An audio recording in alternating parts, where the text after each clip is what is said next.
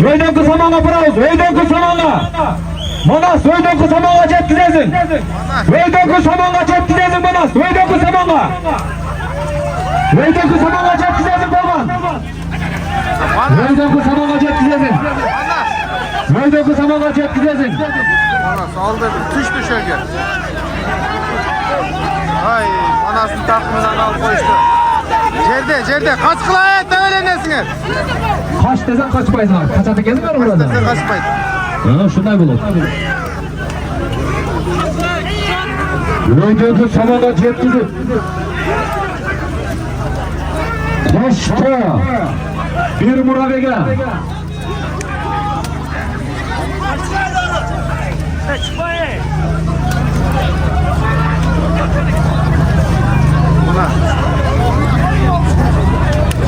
Geride kaldım burada.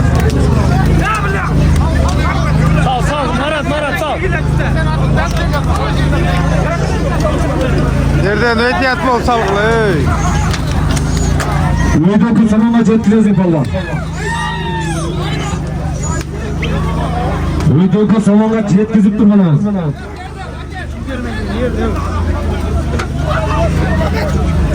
Hem nerede? Marat. Marat. Nerede? İçeri geleceğiz.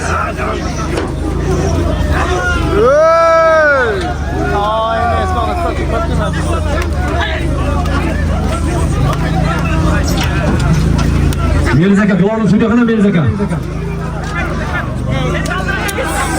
Atladın mayıklat bu cezası. Ulak çoğulmaydı oldu Balban. Hem nerede ulan? Ulak çoğulmaydı. Oldu, başka teke taşlap alıp gitti Dilgiz. Dilgiz başka tekeni alıp gitti, çoğulmaydı oldu. Ket durduk teke. Uldura ketti. Haydi! Teke çoğulmaydı, oldu uldura ketti. Tamam nereden çıkartalım? Teke uldura gitti. Ana teke. Teke uldura gitti, çoğulmaydı. Teke uldura ketti Balbanlar.